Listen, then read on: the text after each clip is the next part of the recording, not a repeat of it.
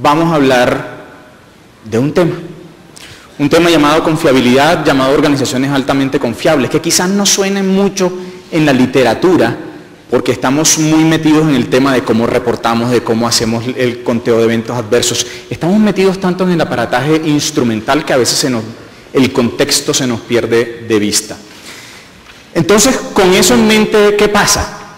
Normalmente, ¿qué se vende? Normalmente cuando uno lo quieren descrestar con el tema, le hablan de esto, le hablan de la tasa de eventos adversos en diferentes países, que el estudio de Colorado, que el estudio de Utah, que el estudio de Nueva York, que el estudio de Nueva Zelanda, toda esa cantidad de cosas.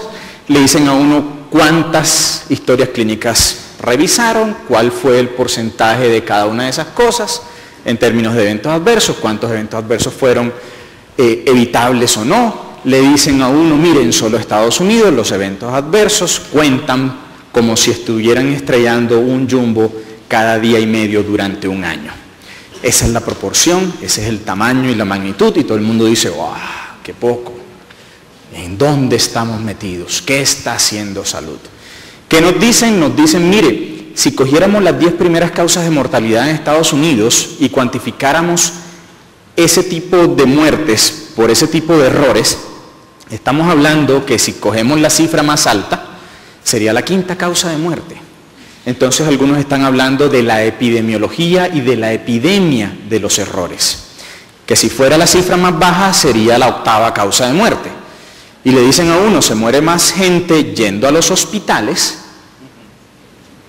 por la atención en salud que muriéndose de SIDA o cáncer de mama en muchas oportunidades.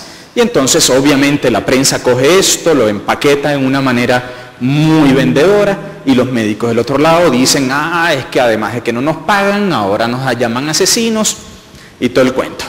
¿Qué más se vende en estos foros? ¿O qué más se vende en charlas tradicionales?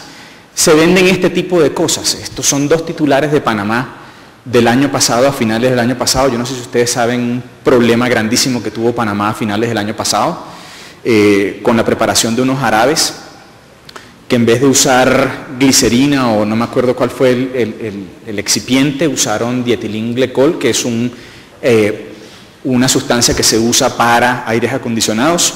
Van como por 300 muertos por esta cosa. El año pasado el Colegio de Farmacéuticos de Panamá me invitó a echarles un cuento de 2 días sobre este tema de eventos adversos, y eso era lo que se estaba publicando en ese momento. ¿Qué más vende? Alguien preguntaba que si los errores medicamentosos estaban o no incluidos. Julio del año pasado, 2006, Instituto de Medicina de Estados Unidos saca un reporte que se llama Preventing Medication Errors. Y resulta y dice en sus primeras líneas, mire, hay un estudio que dice que hay más o menos 350.000 eventos adversos medicamentosos prevenibles al año. Y más adelante hace otra anotación y dice, no, mire, es que hay otro estudio que dice que son 450.000.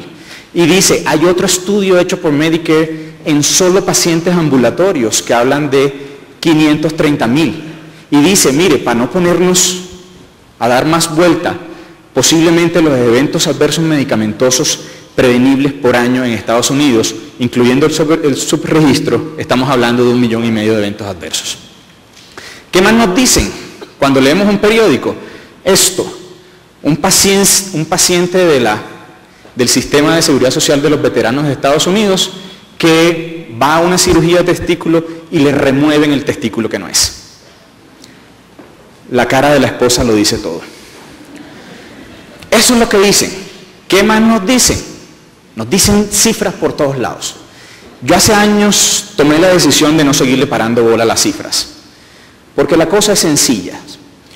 ¿Cuántos muertos debido a un potencial error necesita uno en su hospital para salir en la prensa? 1. No necesita ni los 98.000, ni los 44.000, ni nada de esa cantidad de cosas. Necesita 1. Someramente atribuible a un error en su proceso de prestación. Entonces, ¿qué pasa con eso? Resulta y pasa que se nos ha venido una cantidad de literatura, se nos ha venido una cantidad de conocimiento que tradicionalmente en medicina no nos los enseñan. Y estamos ante el advenimiento de tener casi que aprender todo un área de conocimiento nueva. Y lo que tengo a mis espaldas son algunas de las frases que normalmente esta literatura está manejando. Los near misses, los modos a prueba de fallas, los eventos adversos medicamentosos, las fallas latentes, las fallas activas, el modelo del queso suizo de Reason, los modelos de accidente, el protocolo de Londres, la psicología cognitiva. Nos están hablando de una cantidad de cosas que tradicionalmente no hemos sido expuestos en la academia en nuestros pregrados. Y de hecho, hay muy pocas cosas que a nivel de posgrados, inclusive aún, nos estén enseñando. En ese orden de ideas, a mí siempre me gusta hacer esta citación. Esta citación es de un médico que hace unos años escribió un libro que se llama Complications y participó en un concurso nacional de literatura en Estados Unidos, literatura no médica, ojo, y quedó dentro de los 10 finalistas. Y narra las vivencias de un médico en un servicio de urgencias cuando él estaba haciendo su residencia sobre todas esas cosas que pasan cuando uno está en contacto con un paciente. Y dice Gawande, la medicina es, me he dado cuenta y me voy a permitir leerla textual, un extraño y de muchas maneras asunto inquietante.